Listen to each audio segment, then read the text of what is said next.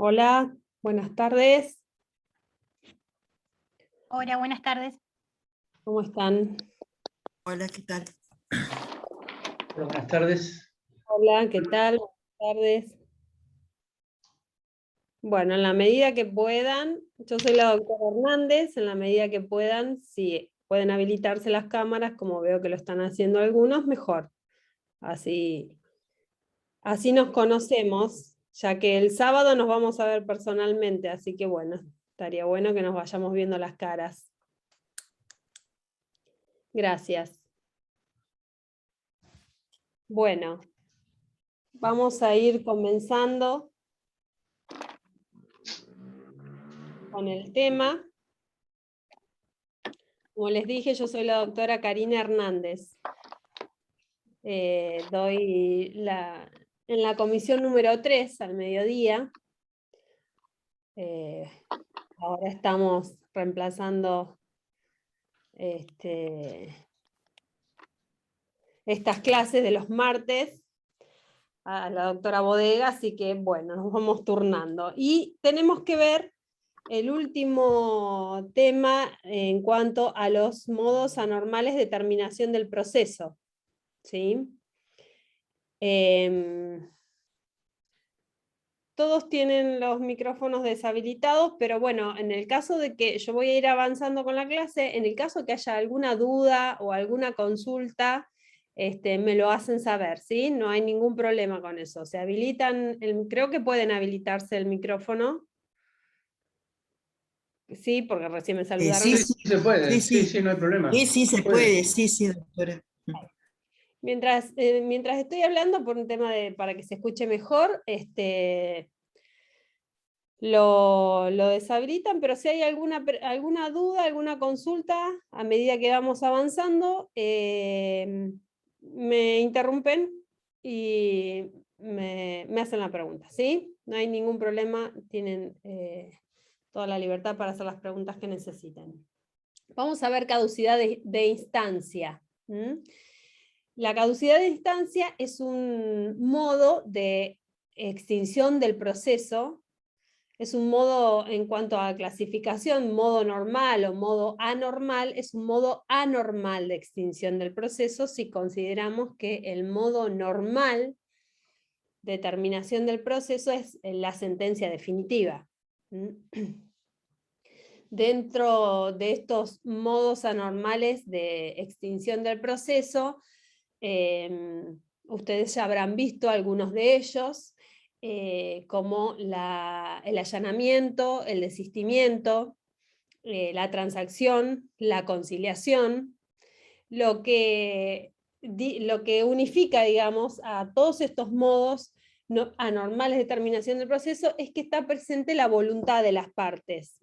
Habrán visto en el desistimiento, por ejemplo, es la voluntad del actor, en cuanto a abandonar, en cuanto a desistir, ya sea del proceso, del derecho, sin perjuicio de que depende, en el momento procesal que lo haga, tenga que intervenir también el consentimiento del demandado.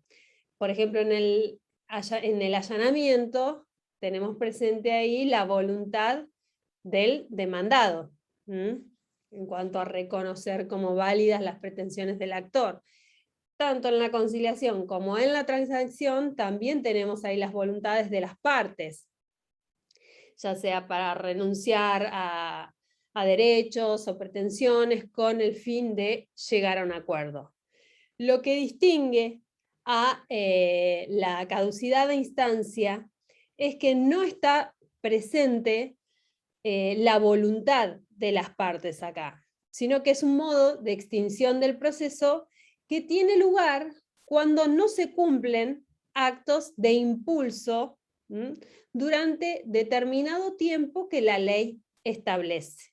¿Sí? Es por eso que se va a extinguir el proceso, porque durante determinado plazo de tiempo que ya está determinado por ley, no se produce ninguna actividad procesal útil, la ley presume que hay un desinterés, ¿sí?, en continuar con el proceso. Se presume un desinterés a partir de la falta de ciertos actos impulsorios durante un plazo determinado. Y esto se va a traducir en la extinción del proceso. Desde el punto de vista, desde los fundamentos, podemos tener en cuenta que es una aplicación del principio dispositivo, dado que por este principio el actor no solamente tiene la iniciativa del proceso, sino que además el actor va a tener también la carga de continuar el proceso, sin perjuicio de que una vez iniciado también este puede avanzar de oficio o también a pedido del demandado. También otro de los fundamentos es el principio de preclusión. En base a este principio, ¿qué es lo que establece? Que las partes deben realizar la actividad procesal dentro de la etapa que le corresponde según las normas procesales. Una vez vencido el plazo, ya las partes no pueden ejercer el derecho o la facultad que no han ejercido en el plazo, no, en el momento procesal oportuno. También tiene su base en el principio de preclusión. Y como les decía, ante la falta de la realización de actividad procesal útil, la ley presume que hay una renuncia al proceso. Y por otro lado, frente a esta situación, la extinción del proceso que trae este instituto de la caducidad de instancia evita que un proceso pueda durar indefinidamente, que los procesos judiciales permanezcan abiertos indefinidamente. Por eso también se faculta al juez a que incluso de oficio pueda ser dictada la caducidad de instancia. Ahora que menciono esto, si bien el juez tiene la facultad de dictar de oficio la caducidad de instancia, en Nación, en el artículo 36, bueno, en ambos códigos, en Nación y en provincia, en el artículo 36 se lo faculta al juez para que pueda disponer medidas para que el proceso avance. Mientras que en provincia es una facultad que se le da al juez, en Nación es un deber, el juez deberá. Por lo tanto, acá habría una contradicción, porque por un lado el juez tiene que tomar medidas para que el proceso avance, pero por otro lado también está habilitado para dictar de oficio la caducidad de instancia frente a la inactividad procesal de las partes. ¿Cuáles son los presupuestos de la caducidad de instancia? Si tuviera yo un pizarrón ahora les iría anotando los presupuestos, pero bueno, tenemos que acomodarnos. Son 4 los presupuestos, ¿sí?, de la caducidad de instancia. El primero, la existencia de una instancia principal o incidental. Segundo, la inactividad procesal.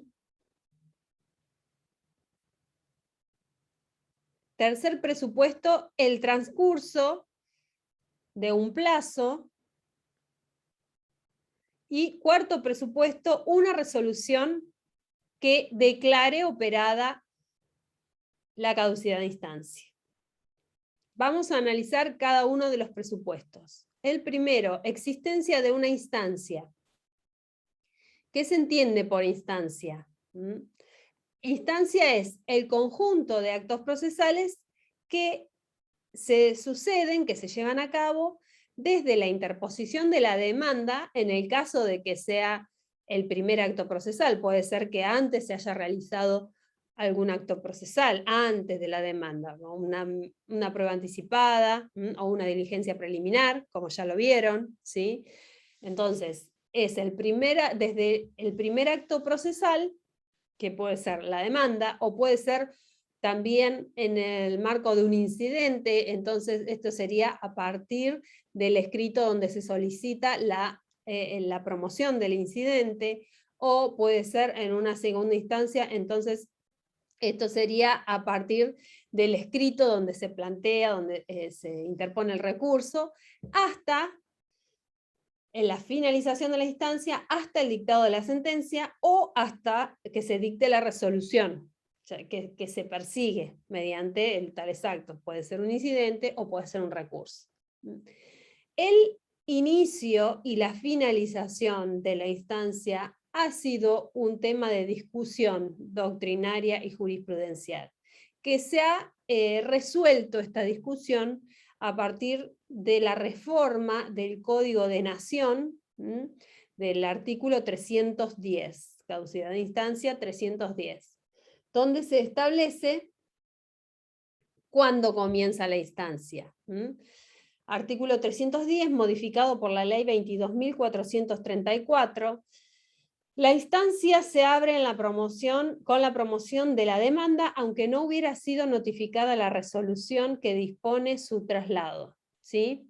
De Nación estoy leyendo, 310 de Nación.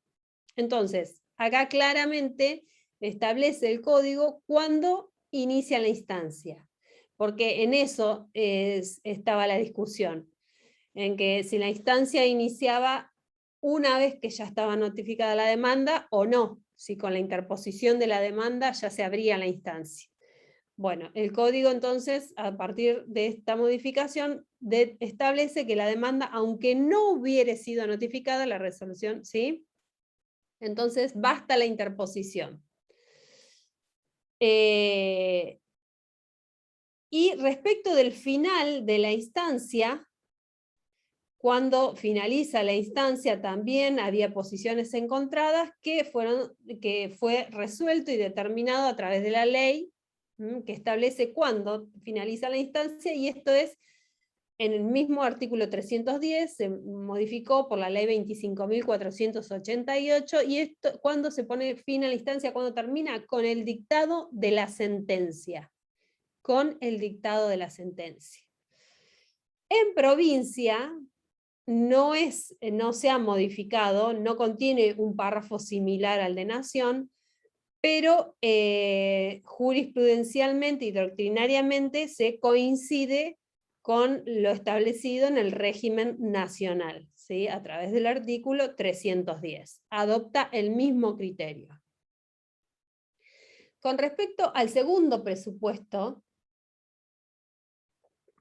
que se refiere a la inactividad procesal, dice el artículo 310, cuando no se instare su curso, es decir, en un proceso, para que se pueda llegar a configurar la caducidad de instancia, no hace falta que haya una inactividad procesal absoluta, ¿sí? Sino que no haya habido actividad idónea. ¿Qué es la actividad idónea? Es realizar actos procesales que hagan que el proceso avance, vaya avanzando, acto a otro vaya avanzando, se vaya impulsando. No todos los actos procesales que se pueden realizar dentro de un proceso hacen que el proceso avance. Por ejemplo, el cambio de domicilio constituido, eso no hace que el proceso avance. Entonces, no es que se requiere inactividad procesal absoluta, sino que no haya actividad procesal útil a los fines de impulsar el proceso. La actuación útil, es decir, actos procesales que impulsan el proceso, va a interrumpir el plazo de caducidad, ¿sí? Estamos claros, ¿no? ¿Cuándo es que se produce la caducidad de instancia? Cuando pasa determinado tiempo y en el proceso no se realiza actividad procesal útil. ¿Cuánto tiempo? La ley determina cuánto tiempo tiene que pasar de inactividad procesal para que se pueda configurar la caducidad de instancia. Es decir, si en un determinado tiempo se mantiene la inactividad procesal y en determinados supuestos se realiza actividad procesal útil, esta actividad procesal va a interrumpir el tiempo que ya transcurrió. Y a partir de esa actividad procesal se comienza a correr un nuevo plazo para ver si se puede llegar a configurar o no la caducidad de instancia. El transcurso del plazo, ¿sí? Lo estipula la misma ley, como les decía. Objetivamente la ley determina cuánto tiempo tiene que transcurrir, y ya vamos a ver de cuánto estamos hablando, ¿sí? Hablo del transcurso del plazo como otro presupuesto de la caducidad de instancia. Primero vimos, entonces, como presupuestos, que existencia de una instancia, ¿sí? Inactividad procesal, transcurso del plazo, de inactividad procesal durante un transcurso del plazo, y la resolución como cuarto presupuesto, la resolución judicial que declare la caducidad de instancia. Es decir, la caducidad de instancia no opera de pleno derecho. No es que porque se configuró el plazo y no hubo actividad procesal, automáticamente se configura caducidad de instancia. No, requiere de una resolución judicial que la declare, ¿sí? Esta resolución judicial es la que le va a poner fin al incidente de caducidad de instancia. ¿Cuáles son los plazos que se tienen que dar para que se configure la caducidad de instancia? La ley dispone cuál es el plazo que debe transcurrir sin que haya actividad procesal útil o idónea para impulsar el proceso. El artículo 310, tanto del Código de Provincia como del Código de Nación, hay una distinción entre los dos códigos que ahora la vamos a mencionar. Los plazos son los mismos. Artículo 310 de Provincia dice de 6 meses en primera o única instancia, de 3 meses en segunda o ulterior instancia y en la justicia de paz, de 3 meses en cualquiera de las instancias de los procesos sumario, sumarísimo y en el juicio ejecutivo, y cuarto, en el que se opere la prescripción de la acción si es menor a los que se indicaron precedentemente. Y el artículo 310 de Nación básicamente contiene los mismos plazos, y lo que introduce es el plazo de 3 meses para ejecuciones especiales y para incidentes, agrega el Nación, que eso no está contemplado en Provincia. 3 meses para ejecuciones especiales e incidentes, y agrega el plazo de 1 mes en el caso del incidente de caducidad de instancia. Eso está contemplado en Nación únicamente. Doctora, Sí. perdón, acá no corre los días, son todos días corridos, ¿verdad? Ahí vamos, Mirta, con esa pregunta. Muy bien. ¿Cómo es el cómputo del plazo? Justamente íbamos a ese punto. ¿Cómo es el cómputo del plazo? Tenemos que tener bien en claro que el cómputo, el modo de computar el plazo para caducidad de instancia es una excepción a cómo se computan los plazos procesales. ¿Cómo se cuentan los plazos? No, acá yo soy de hacer muchas preguntas en las clases. Me gusta que intervengan, y más que ahora doy al mediodía y estoy dando presencial, así que acostumbro mucho a preguntar, pero acá por ahí en medio me encuentro limitada. Pero bueno, a ver si alguien puede contestar cómo se computan los plazos procesales. ¿Qué se cuentan? ¿Los días qué? Días Hábiles. Días hábiles, bien. Días Entonces, y horas. Días y horas hábiles. En días, acá estamos hablando de días, ¿sí? Entonces, pero el cómputo del plazo de caducidad es una excepción a esto. ¿Qué quiere decir? Que se van a contar los días corridos, van a correr los inhábiles también, salvo los días correspondientes a la feria judicial. Es decir, que los únicos días no hábiles que quedan excluidos del cómputo del plazo de caducidad son los correspondientes a la feria judicial. Salvo feria judicial, los plazos se cuentan corridos, ¿sí? Para el cómputo tenemos que aplicar lo establecido en el artículo 6 del Código Civil, que se cuenta de cuando los plazos son de meses o de años, se computan de fecha a fecha. Por ejemplo, un plazo de 3 meses que comienza el 6 de marzo, se va a computar desde el 6 de marzo hasta 6 de abril, 6 de mayo, 6 de junio, ¿sí? De fecha a fecha. Lo que tiene establecido el Código Civil es que en el caso de que no exista el día en el mes de finalización, es decir, por ejemplo, estamos hablando de un 31, o en el caso de que o de un 28 de febrero, necesitamos contar hasta el 30, 31, ¿sí? Se tiene como finalización del plazo el último día del mes, ¿sí? Vamos a tener en cuenta lo que dice el artículo 6 del Código Civil, cuando los plazos son de mes a mes. Que este sería el caso. Ahora, para el cómputo del plazo no se va a contar el tiempo donde el proceso se encuentre paralizado o suspendido, ¿sí? En el caso, artículo 310 de provincia.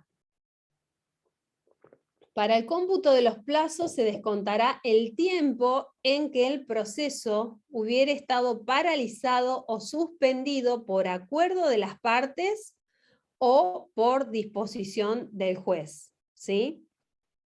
Para el cómputo de plazos. Puede ser que, como yo les decía, no es que el proceso tiene que estar siempre en actividad constante. A veces puede ser que esté suspendido o paralizado por alguna situación. Puede ser que el juez haya ordenado que se acompañe determinada documentación y hasta tanto se van a suspender los plazos, se suspende el proceso, se paraliza si se dispone la acumulación del proceso o hay algún incidente que tenga este efecto suspensivo, ¿sí? Entonces, si hay alguna de estas cuestiones en el transcurso del proceso, a los fines del cómputo del plazo de caducidad, este tiempo donde el proceso está paralizado o suspendido no se va a contabilizar. En Nación, el artículo 310 agrega que no se va, hablando de este tema, que no se va a computar el plazo en que el proceso se encuentre paralizado o suspendido. Nación agrega esto: siempre que la reanudación del trámite no quedare supeditada a actos procesales que deba cumplir la parte a quien incumbe impulsar el proceso. Es decir, como el ejemplo que recién les comentaba, ¿sí? El juez ordena la suspensión de plazos hasta tanto una de las partes acompañe determinada documentación, por ejemplo, y que recién ahí se va a reanudar el proceso. Ahí estamos dependiendo de la actividad procesal de una de las partes. Entonces esto configuraría el supuesto del 310 agregado por Nación. En Provincia de Buenos Aires no sujeta la reanudación a la actividad a alguna actividad de parte interesada. ¿Cuáles son los actos impulsorios? Que cuando hablamos de actos impulsorios. Artículo 311 de Provincia, los plazos señalados en el artículo anterior se computarán desde la fecha de la última petición de las partes o resolución o actuación del tribunal que tuviere efecto por impulsar el procedimiento. En Nación es similar este artículo, solamente que se le agrega, cuando habla de cualquier acto del juez, secretario o prosecretario administrativo. Entonces, a partir de las peticiones de las partes o de una resolución judicial o actuación del tribunal, esto hace que se comience a computar el plazo de caducidad. Cada acto impulsorio es interruptivo del plazo que va transcurriendo. Esto quiero que les quede claro. Los actos impulsorios, ¿cuáles son? Aquellos que son idóneos para hacer que el proceso vaya avanzando. A partir de cada acto procesal impulsorio es que comienza a correr un nuevo plazo de caducidad. Frente a la realización de un acto procesal impulsorio, se interrumpe el plazo y comienza a correr uno nuevo. ¿Está claro esto? ¿Cómo funciona? Sí, sí. Ah, bien, perfecto. Y en el caso del litis consorcio, la actividad procesal de uno de los litis consortes va a beneficiar a el resto de los litis consortes, ¿sí? Y en el caso que se vuelve a repetir esa acción, digamos, de que no se realizan actos tendientes a que el proceso avance, o sea, ahí se decreta de una la caducidad. Y vos, Fabiana, lo que me estás diciendo es en cuanto al trámite de caducidad, ¿sí? Si operaría de pleno derecho o no. No, lo que estamos hablando es solamente a los fines de contabilizar el plazo. ¿Cómo es que corre el plazo? No, ¿sí? yo digo si se vuelve a repetir de que no se realizan actos tendientes, como si fuera la primera vez de la caducidad, después se mueve el proceso, pero después de vuelta no se realizan actos tendientes. Cada acto impulsorio interrumpe el plazo. Cada acto impulsorio interrumpe el plazo, ¿sí?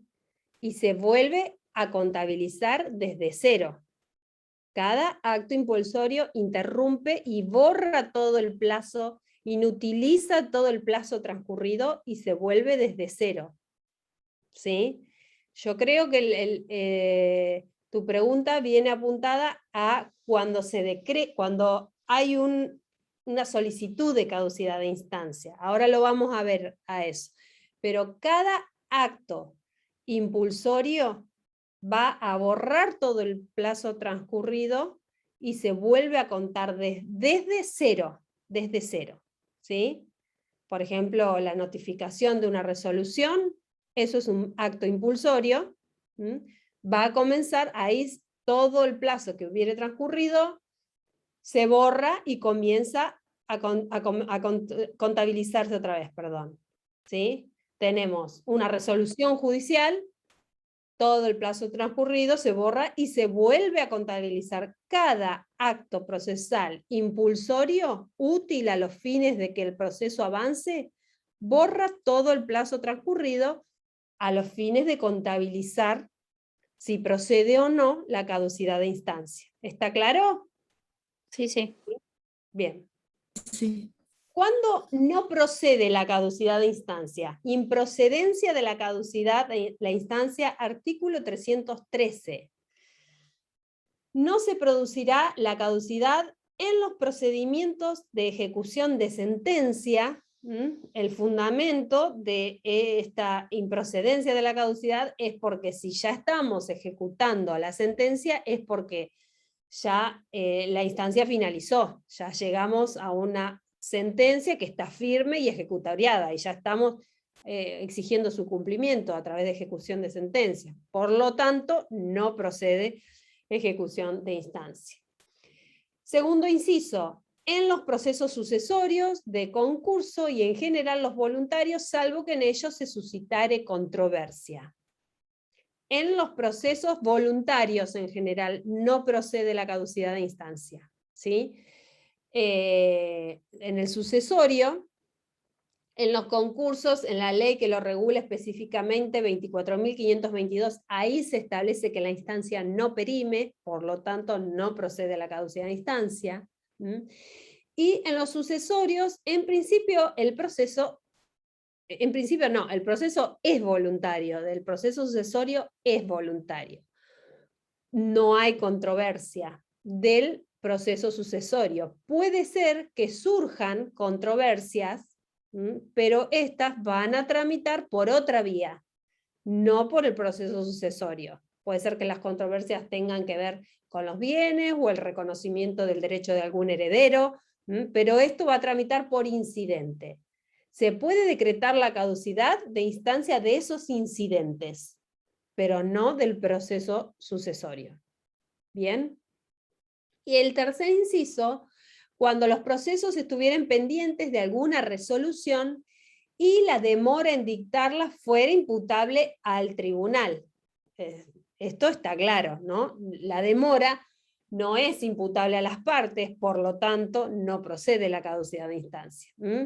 Puede ser que muchas veces, por distintas razones, el tribunal, el juzgado, demoren alguna resolución, o, por ejemplo, puede ser que se produjeron todas las pruebas dentro del proceso y se está a la espera de la contestación de algún informe, o se fijaron fechas de audiencia, no sé, de acá a 5 meses, 6 meses, 7 meses. Entonces, esa inactividad procesal no es imputable a las partes, por lo tanto, no procede la caducidad de instancia. Hay un supuesto agregado de nación en el caso de, dice, si se hubiere llamado autos para sentencia, ya sabemos que a partir del dictado de la resolución de autos para sentencia, cesa la actividad procesal de las partes, ¿sí? Ahí ya las partes no tienen más actividad procesal. Entonces, nación, ¿qué dice? Si se hubiere llamado autos para sentencia, listo, cesó la actividad procesal para las partes, ya no habría responsabilidad en cuanto a activar el proceso, pero establece una excepción, y es salvo si se dispusiere prueba de oficio. Después del dictado de autos para sentencia, puede ser que el juez disponga alguna medida para mejor proveer, a las cuales faculta el artículo 36. Entonces dice, salvo si se dispusiera prueba de oficio, cuando su producción dependiere de la actividad de las partes, en alguna medida para mejor proveer que disponga el juez y ordene a alguna de las partes a realizar alguna prueba, alguna actividad procesal, a traer alguna documentación, por ejemplo, la carga de impulsar el procedimiento existirá desde el momento en que éstas tomaren conocimiento de las medidas ordenadas. Es decir, que si ahí renace la carga de alguna actividad procesal de las partes por alguna medida que disponga el juez, ahí sí puede llegar a proceder la caducidad de instancia si no cumplen con lo ordenado por el juez.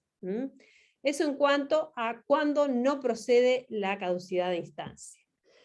Con respecto a la suspensión de los plazos de caducidad, que lo habíamos mencionado, cuando se suspenden los plazos, es decir, cuando no se contabiliza, no se computan los plazos por suspensión. Esto es cuando, por razones de fuerza mayor o ajenas, ¿sí? Cualquier razón independiente, ajena a la voluntad de las partes, estas se encuentran en imposibilidad de impulsar el proceso, de activar el proceso, por razones ajenas a su voluntad. Entonces, la suspensión de los plazos lo que hace es que mientras dure esa suspensión, no va a correr el plazo. Ahora, una vez que cesa la causa por la cual se suspende el plazo, se reanuda el cómputo de los plazos, teniendo en cuenta el tiempo que haya transcurrido también anteriormente, ¿sí? Esta es la diferencia que tenemos entre suspensión e interrupción de los plazos, ¿sí? Puede ser que el proceso también se encuentre suspendido porque lo dispone el juez, pero también puede ser que el proceso se encuentre suspendido por un acuerdo de las partes. Entonces, frente a este supuesto, los plazos no van a correr en cuanto al cómputo de los plazos de caducidad de instancia. Por ejemplo, frente al fallecimiento de alguno de los mandantes o algún abogado, ¿sí? Representante. ¿Qué se hace? Se intima a las partes a que regularicen el poder o que nombren, que designen algún otro representante, se les da un plazo. Mientras tanto, se suspenden los plazos procesales, no corre ahí a los fines del cómputo. Por ejemplo, si se solicita o se dispone la acumulación de los procesos, ¿sí? Se configura ahí una causal de suspensión de plazos. Las partes no pueden activar, pero eso es ajeno a su voluntad. Por lo tanto, no corre el plazo a los fines de computar para la caducidad. Y con respecto a la interrupción de los plazos de caducidad, ¿qué es lo que hace la interrupción? Torna ineficaz todo el tiempo transcurrido con anterioridad al acto interruptivo, ¿sí? Es decir, ya no se tiene en cuenta todo el tiempo que se contabilizó hasta llegar al acto interruptivo. Es decir, tenemos un acto interruptivo, entonces se torna ineficaz y se vuelve a contabilizar un nuevo plazo. ¿Cuáles pueden ser actos interruptivos? Por ejemplo, el pedido de notificación del traslado de la demanda. Por ejemplo, el pedido y la fijación de una nueva audiencia. Otro ejemplo, una resolución que establezca, que determine la apertura a prueba. Todos actos interruptivos. El pedido de búsqueda de algún expediente. Actos interruptivos que se llevan a cabo y lo que hacen es borrar el tiempo que haya transcurrido y se vuelve a contabilizar un nuevo plazo. ¿Está claro? Doctora, sí, Sí. doctora, disculpe, yo le hablaba por el 315 último párrafo, capaz que no me entendía. Ahí se está refiriendo al incidente, ¿sí? Eso es el incidente. Yo les estoy hablando de a los fines del cómputo del plazo. Todo acto procesal. Entiendo lo que me decís, Fabiana, pero yo todavía no entré en el incidente, no estoy hablando del incidente de caducidad. Yo estoy hablando de, a ver, yo como demandada, por ejemplo, o también lo puede hacer el juez, si quiero llegar a pedir la caducidad de instancia, ¿cómo hago para computar el plazo? Claro, claro, sí, entiendo. Todavía no entramos en el incidente. Frente a un acto procesal útil, ahí ya tengo un acto procesal útil, ya todo lo que pasó antes, el plazo que transcurrió antes, se inutiliza. Y Claro, vuelvo a comenzar desde cero otra vez. Sí, sí. El 315 está hablando ya del incidente y es lo que vamos a ver ahora, a partir de ahora, ¿sí? La caducidad de instancia se solicita, puede ser pedida por las partes o puede dictarla de oficio el juez. Y va a tramitar a través del incidente de caducidad de instancia. Hay legitimados activos, artículo, el que mencionaba recién Fabiana, artículo 315, determina quién puede pedir la caducidad de instancia. Legitimados activos, ¿sí? Caducidad de primera instancia la puede pedir el demandado, ¿sí? Caducidad en los incidentes y recursos, en los incidentes va a ser el incidentado y el recurso, el recurrido, es decir, la parte contraria a quien tendría la carga de activar el proceso. En una primera instancia es quien inicia el proceso, es el actor, es el que tiene la carga de activar el proceso. En un incidente, quien tiene la carga es el que promueve el incidente, que puede ser el actor o el demandado. Y en un recurso también, quien tiene la carga es el que interpone el recurso, que puede ser el actor o el demandado. Entonces, la legitimación activa va a ser la parte contraria a quien inició la instancia. Primera instancia, actor, incidente, el incidentado, y en el recurso, el recurrido. Eso en cuanto a la legitimación activa, artículo 315. En cuanto a la legitimación pasiva, es la otra parte, la contraparte, ¿sí? de quien la está solicitando, y el artículo 314 además dispone que se operará también contra el Estado, los establecimientos públicos, los menores y cualquier otra persona que no tuviera la libre administración de sus bienes, sin perjuicio de la responsabilidad de sus administradores y representantes. Esta disposición no se aplicará a los incapaces ausentes que carecieran de representación legal en el juicio, ¿sí? Dentro del concepto de Estado comprende el nacional, provincial, municipal y todas sus reparticiones, como legitimado pasivo. Es decir, que es posible pedir la caducidad de instancia cuando el Estado es parte. Además de solicitar estos legitimados activos que mencionamos, también, como les decía, se puede declarar de oficio, es decir, el juez, previa comprobación del vencimiento del plazo dispuesto por el artículo 310, y antes que las partes impulsen el proceso, puede decretar la caducidad de instancia, que como les decía, esta posibilidad colisiona con el deber que establece el artículo 36 del Código de Nación de que el juez debe realizar la actividad necesaria para hacer que el proceso avance.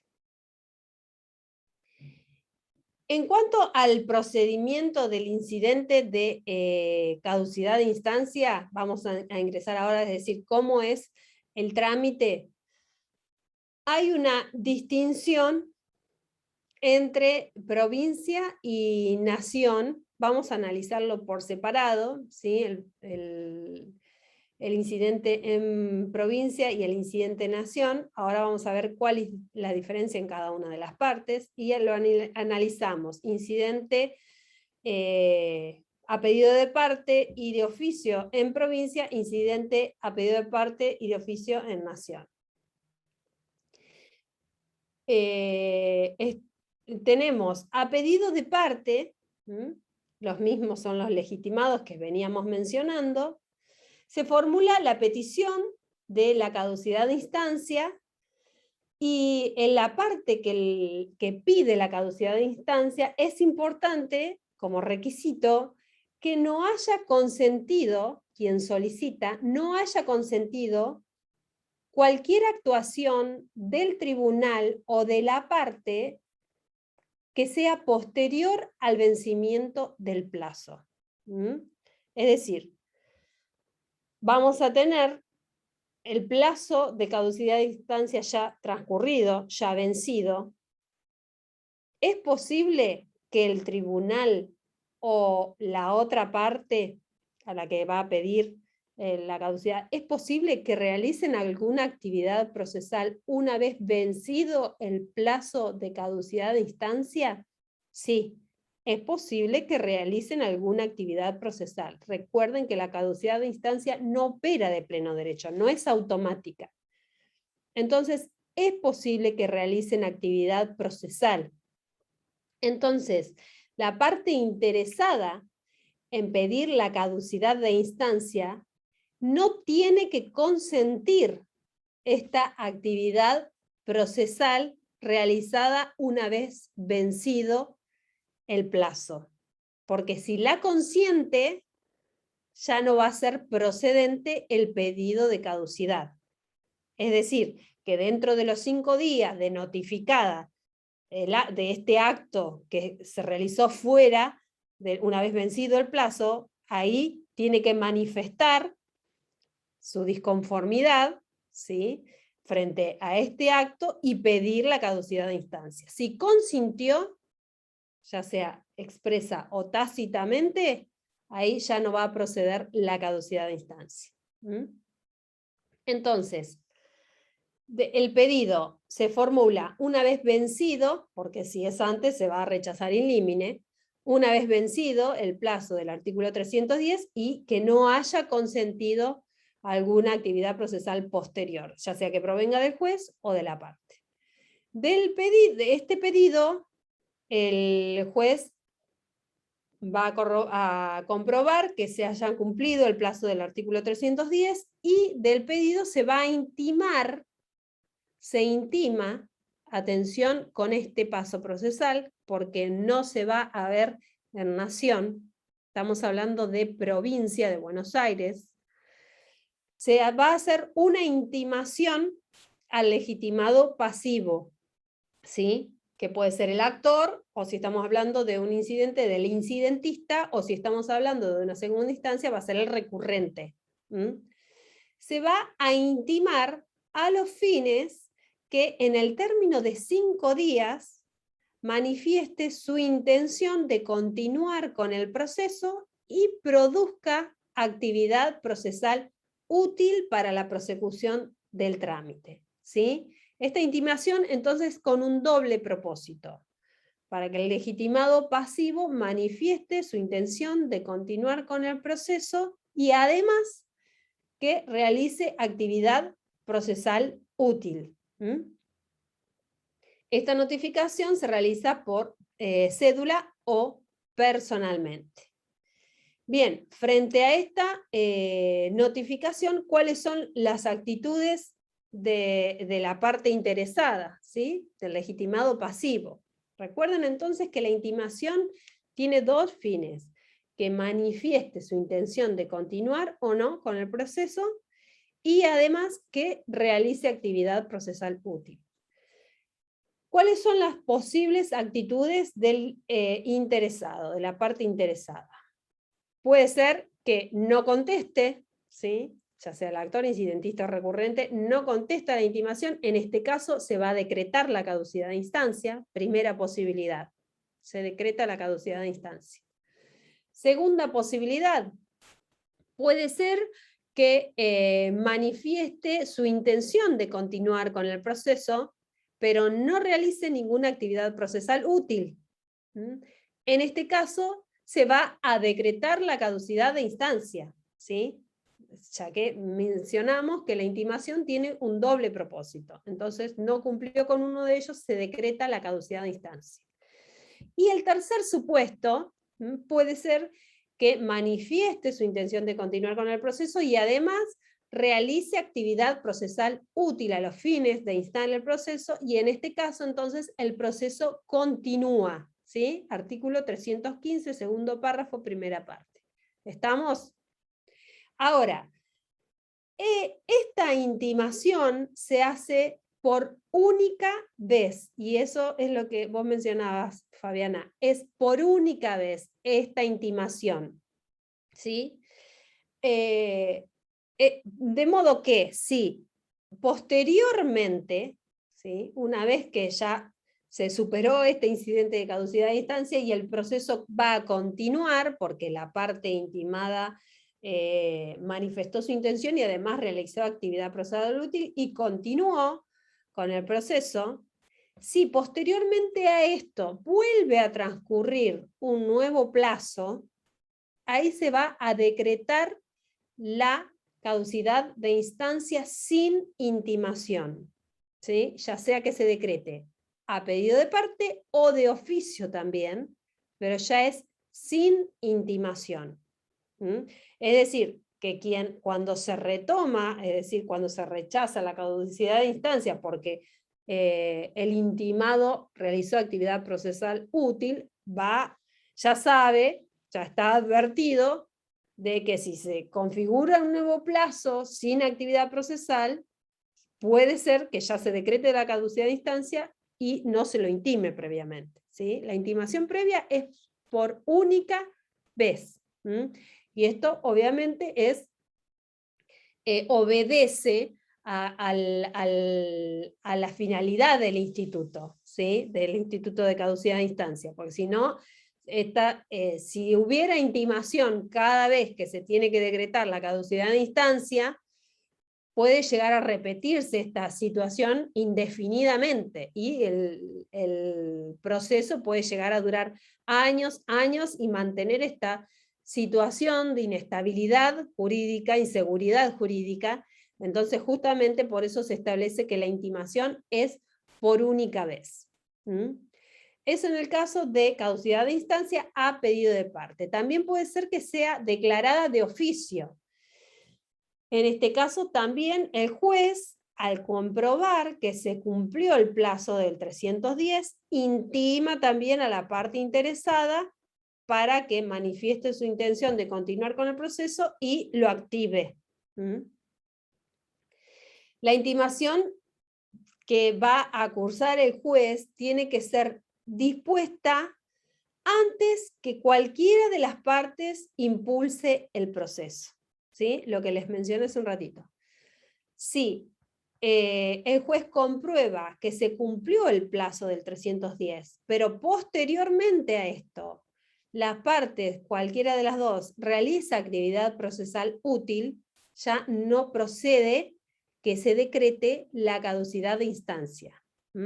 Puede ser que haya transcurrido el plazo que establece la ley y el actor, por ejemplo, el actor realiza actividad procesal útil con el plazo vencido. El juez ahí ya no puede decretar la caducidad de instancia. Sí lo puede pedir la contraria, si no consiente esta actividad fuera del plazo que realizó el actor. Pero de oficio el juez ya no la puede disponer. Solamente en ese caso a pedido de parte. ¿Les queda claro esta diferencia? Sí, sí, perfecto. Perfecto. Bien, entonces también puede Bien. ser declarada, genial, puede ser declarada de oficio siempre y cuando el juez compruebe el cumplimiento del plazo y antes que las partes realicen actividad procesal útil. Frente a la intimación del juez, dispuesta por el juez, a la actitud de la parte interesada se repite, y las tres opciones se repiten como lo que vimos si es a pedido de parte. Con respecto al incidente de caducidad de instancia en nación. En nación no existe intimación previa, ¿sí? No existe intimación previa en nación. En el caso de caducidad a pedido de parte, lo que se hace es, se le va a dar traslado a la contraria, ¿sí? Al legitimado pasivo, se le va a dar un traslado, pero no es una intimación, sino lo que puede hacer si el legitimado pasivo es contestar haciendo valer su posición, por ejemplo, en cuanto al transcurso del plazo, o en cuanto a si realizó o no actividad procesal útil dentro de ese plazo, pero no puede reactivar el proceso como si lo puede hacer en provincia. Acá no, es solamente un traslado y nada más. No es que pueda realizar actividad procesal útil y eso le va a ser tenido en cuenta a los fines de activar el proceso. No. Este traslado es para que manifieste su postura, pero nada más. No puede activar el proceso ni evitar el dictado de la caducidad de instancia si es que se cumplieron los plazos y los requisitos. En nación, además, trae dos novedades. Que en cuanto a la caducidad de instancia, en segunda instancia, y ¿qué es lo que dice? Si ambas partes fueren recurrentes, es decir, que si el actor y el demandado recurrieron la resolución, cualquiera de las partes puede pedir la caducidad de instancia. Ahora, en el caso de que sean los dos recurrentes, los dos pueden pedir la caducidad de instancia, el pedido de caducidad de instancia importa el desistimiento del propio recurso, ¿sí? Si una de las partes pide caducidad de instancia en segunda instancia, los dos recurrieron, este pedido importa el desistimiento, es una cuestión lógica, importa el desistimiento del propio recurso. Y otro de las introducciones que hace Nación era esto que les decía, que establece también la posibilidad de pedir la caducidad de instancia en el incidente de caducidad. Supongamos que el demandado solicita la caducidad de instancia, ¿sí? Estamos en una primera instancia. El demandado solicita caducidad de instancia. El juez ordena el traslado de este pedido al actor. Y el demandado nunca activa ese traslado, por ejemplo. Nunca activa el traslado, la cédula correspondiente para la notificación. Y pasa más de un mes, o un mes, que es el plazo de caducidad de instancia en el incidente de caducidad. En este caso, el actor puede pedir la caducidad del incidente de caducidad. y así evitar que se decrete la caducidad de la instancia. ¿Está claro? Es medio así como Parece un enredado, trabajo. pero bueno, si lo pensamos un poquito, razonamos, tiene su lógica. Incidente, o sea, pedir la caducidad del incidente de caducidad. Y este pedido de caducidad del incidente de caducidad es a través de otro incidente de caducidad. ¿Sí? Un mes, el plazo de caducidad. La caducidad decretada de oficio también corresponde en Nación, artículo 316. La caducidad será declarada de oficio sin otro trámite que la comprobación del vencimiento de los plazos señalados en el artículo 310. También puede ser decretada. Es decir, pero tiene que, lo mismo que mencionábamos, el juez tiene que podrá declararla de oficio frente a la comprobación del cumplimiento de los plazos antes que las partes impulsen el proceso. Porque si impulsan el proceso, ahí ya se interrumpe el plazo de caducidad y comienza a correr un nuevo plazo. La resolución que resuelve la caducidad de instancia va a adoptar la forma de una sentencia interlocutoria, si es que hubo incidente, traslado, o providencia simple, fundamentalmente cuando ésta se declara de oficio en Nación, ¿sí? Y no hubo traslado o intimación. Si se declara que es procedente la caducidad de instancia, esta resolución es apelable, ¿sí? Artículo 317. Solamente entonces va a ser apelable cuando se declara procedente, ¿sí? Caso contrario no, porque no habría perjuicio o gravamen y el proceso se continúa. ¿Cuáles son los efectos de la caducidad de instancia? Es decir, ¿qué es lo que provoca? Bueno, fundamentalmente dijimos, como comenzamos la clase, el efecto, ¿cuál es? La extinción del proceso. Se decreta una caducidad de instancia, el proceso se extingue, termina, culmina, ¿sí? Ya no va a haber una sentencia definitiva. Culminó el proceso. En el estado, al momento que llegó, culmina. Artículo 318. ¿Cuál es? O sea, va a culminar como un modo anormal. El modo normal es la sentencia definitiva, pero provoca su finalización. ¿Cuáles son los efectos respecto del proceso? La caducidad, seguimos con el artículo 318, la caducidad de la instancia principal, si la caducidad se decretó en la instancia principal, también va a comprender la caducidad de la reconvención y de los incidentes. Recordemos que la instancia es única, entonces si se decreta la caducidad de la instancia principal, va a comprender la caducidad de todos los incidentes y en el caso que hubiera reconvención, también. Porque lo accesorio sigue la suerte de lo principal. No sucede al revés. Si se solicita y se decreta la caducidad de instancia de un incidente, si procede, se decretará la caducidad del incidente, pero no va a afectar el proceso principal.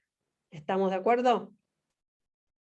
Con respecto a la prescripción, ¿cuáles son los efectos de la declaración de caducidad de instancia respecto de la prescripción? Artículo 2547 del Código Civil, ¿qué es lo que dice? Que se la tiene por no interrumpida a la prescripción con la demanda que se interpuso en ese proceso donde se decretó la caducidad. Es decir, como si el proceso nunca hubiera existido.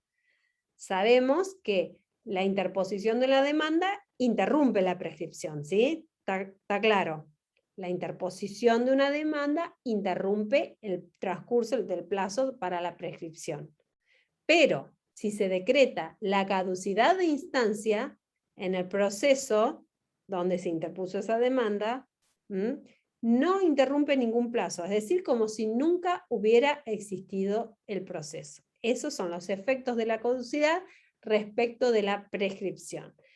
Respecto del derecho y de la prueba producida en el proceso, artículo 318 nos dice que la caducidad de la primera o única instancia no extingue la acción. En realidad, acá lo que se refiere es que no se extingue el derecho, ¿sí? Decretada la caducidad de instancia, la parte puede hacer valer el mismo derecho a través de otro proceso, iniciando otro proceso, si es que no operó la prescripción, porque recordemos que no se va a interrumpir, entonces el plazo va a continuar corriendo, si no utilizó todo el plazo anterior, es decir, se cuenta como si no hubiera existido, entonces, pero puede volver a promover un nuevo proceso y además hacer valer la prueba que se utilizó, que se produjo en ese proceso donde fue decretada la caducidad, ¿sí? La prueba es útil en el nuevo proceso. La caducidad decretada en segunda o ulterior instancia le va a dar la autoridad de cosa juzgada a la resolución recurrida. Es decir, si llegamos a una segunda instancia es porque hay una resolución recurrida, que es lo que se está tratando en esa segunda instancia, el recurso de esa resolución recurrida. Si en esa segunda instancia se decreta la caducidad, esa resolución va a quedar firme, pasa a autoridad de cosa juzgada. ¿Bien? Y por último, vemos el tema de las costas en caducidad de instancia.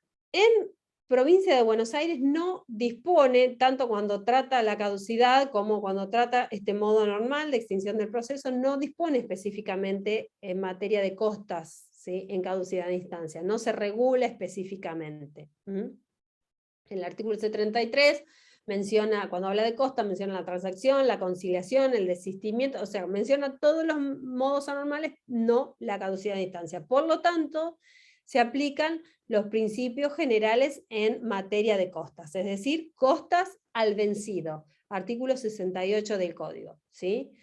En cambio, en el artículo 73 de Nación, ahí dispone que en caso de decretarse la caducidad de instancia, en primera instancia, las costas se imponen al actor. Si se decreta la caducidad en segunda o ulterior instancia, carga con las costas el recurrente, se tiene el mismo criterio, y en los incidentes el incidentista, el mismo criterio. Tanto no, en provincia como en nación, no tratan el tema de las costas si hay reconvención. Ahora, si se decreta la caducidad de instancia y hubo reconvención, ahí se presume que hubo desinterés de las dos partes, porque no activó ni el actor, pero tampoco activó el demandado, a través de continuar con la reconvención, llegamos a la caducidad de instancia. Entonces, en ese caso, como se presume el desinterés de ambos, las costas se imponen en el orden causado, ¿sí? Eso en materia de costas. Bueno, gente, esto es todo lo que tiene que ver con caducidad de instancia. ¿Hay alguna consulta, alguna pregunta que quieran hacerme? No, nada por ahora. Bueno, así creo que fue bastante claro. No ofrece mayores complicaciones. Sí es un tema que tienen que tener en cuenta, ¿sí? Si es a los fines del examen que tienen que tener en cuenta, como todos los otros temas, comprendiendo también los modos anormales de extinción del proceso. Bueno, entonces nos veremos, Dios mediante, el día sábado en el examen. Éxitos a todos y ahí ya los voy a poder conocer un poquito en persona. Muy buena clase, me dicen. Bueno, me alegro que esté clara. Muchas Saludos gracias, doctora. Nos vemos el sábado. Éxitos Hasta la el sábado para próxima. todos. Gracias. Hasta luego. Hasta luego.